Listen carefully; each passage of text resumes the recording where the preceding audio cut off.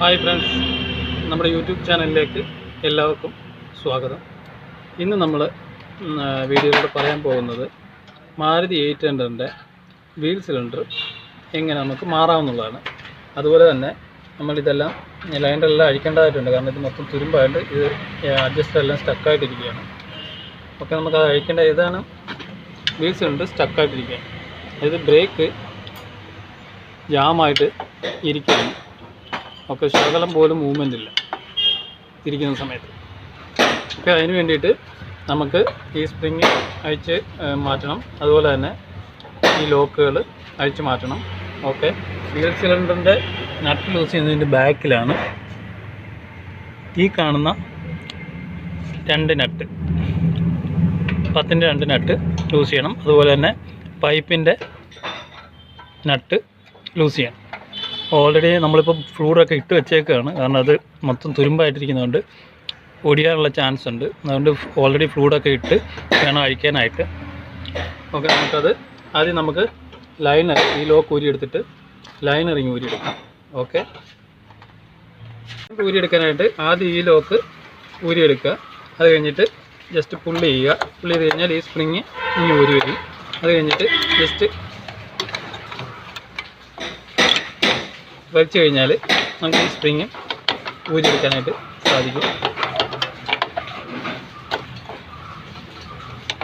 Okay, അത് കഴിഞ്ഞിട്ട് ഇത് ജസ്റ്റ് പുള്ളി ചെയ്യുക, തിരിക്കുക.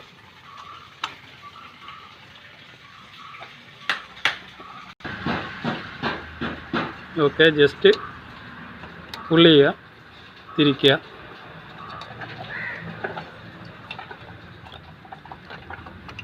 ജസ്റ്റ് വെച്ച് കഴിഞ്ഞാൽ ഊരിങ്ങി പോരും.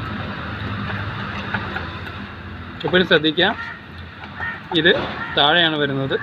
ഓക്കെ, അതുപോലെ തന്നെ ചെറിയ സ്പ്രിങ് മുകളിലുമായിട്ട് വരുന്നത്. ഇതിൻ്റെ ലോക്ക് ഇതിൻ്റെ ഉള്ളിലൂടെ കടന്നിട്ട് ഈ താഴത്തെ ലോക്കിൽ പ്രസ് ആവണം. അതുപോലെ തന്നെ അഡ്ജസ്റ്റർ ഇവിടെ നിന്നാണ് ലോക്ക് ആകുന്നത്. ഓക്കെ, നമുക്കിനി എല്ലാം അഴിച്ചെടുക്കാം. നമ്മളിപ്പോൾ അതിൻ്റെ സിലിണ്ടറിൻ്റെ 2 ബോൾട്ട് അയച്ചു. അതിൻ്റെ ഇവിടുന്ന് വരുന്ന ബ്രേക്ക് പൈപ്പിൻ്റെ കണക്ഷൻ അയച്ചു വിട്ടു. ഓക്കെ, ഇത് തുരുമ്പ് പിടിച്ച് വണ്ടി എടുക്കാതെ കുറച്ചുനാൾ കടന്നു കഴിയുമ്പോഴത്തേക്ക് തുരുമ്പ് പിടിച്ച് സ്റ്റക്കായി പോകുന്നതാണ്.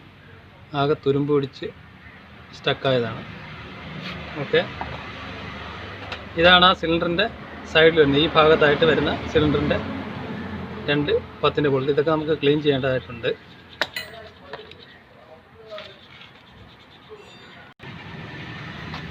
ഈ ഡ്രമ്മിൻ്റെ സൈഡ് മൊത്തം തുരുമ്പാണ്. ഈ തുരുമ്പ് മൊത്തം നല്ല എമരി ഇട്ടിട്ട് ഫുള്ളായിട്ട് ക്ലീൻ ചെയ്ത് കളയണം.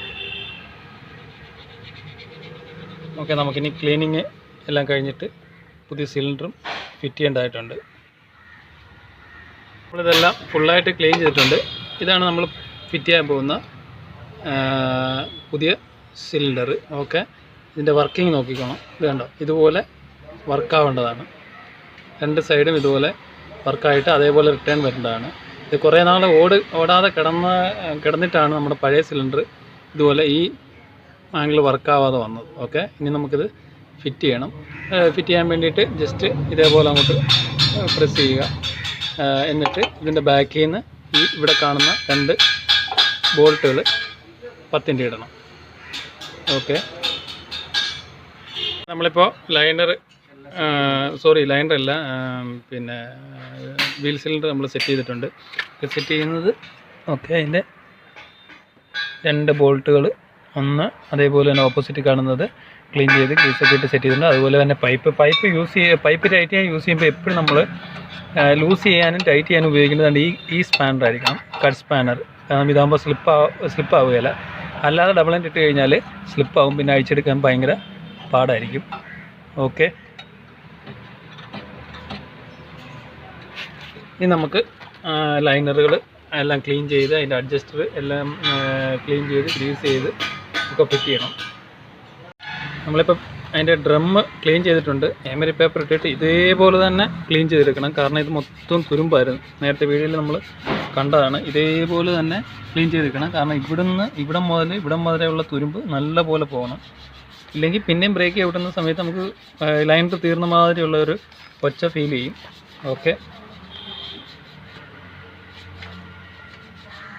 സെറ്റ് ചെയ്യേണ്ടതായിട്ടുണ്ട്. ഓക്കെ, നമ്മൾ ഇതെല്ലാം ക്ലീൻ ചെയ്ത് ഇതും അതുപോലെ തന്നെ ക്ലീൻ ചെയ്ത് വെച്ചിട്ടുണ്ട്. ലൈനർ ഫിറ്റ് ചെയ്യാൻ വേണ്ടി നമുക്ക് ഈ സിമ്പിളായിട്ട് ലൈനർ ഫിറ്റ് ചെയ്യണമെന്നുണ്ടെങ്കിൽ ആദ്യം ഹാൻഡ് ബ്രേക്ക് സൈഡ് ഫിറ്റ് ചെയ്യുന്നിട്ട് ആദ്യം ഹാൻഡ് ബ്രേക്കിൻ്റെ കേബിള് ഇതിൽ ലോക്കാക്കി ഇടുക. സ്പ്രിങ് വലിച്ചിട്ട് ഇതിലോട്ട് ലോക്കാക്കി ഇടുക.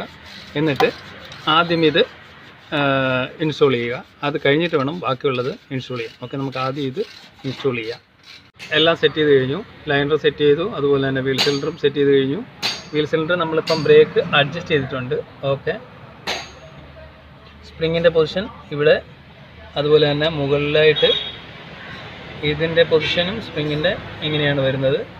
ഈ സ്പ്രിങ്ങിൻ്റെ പൊസിഷൻ ഇങ്ങനെയാണ്. താഴത്തെ സ്പ്രിങ്ങിൻ്റെ പൊസിഷൻ ഈ ലോക്കിലാണ് അറ്റാച്ച് ആവുന്നത്. അതുപോലെ തന്നെ ലോക്ക് ഇടുന്ന സമയത്ത് ഈ ക്രോസിൽ വന്നിട്ട് ലോക്കായിട്ട് നിൽക്കണം. ഓക്കെ, അപ്പോൾ ഈ പ്ലേറ്റ് എപ്പോഴും ശ്രദ്ധിക്കേണ്ടത്, ഈ പ്ലേറ്റ് ഇതിനുള്ളിൽ കാണുന്ന ഈ പ്ലേറ്റ്, ഓക്കെ, ഈ പ്ലേറ്റ് എപ്പോഴും ഈ ലോക്കിൽ അറ്റാച്ചായിട്ട് ഇരിക്കണം.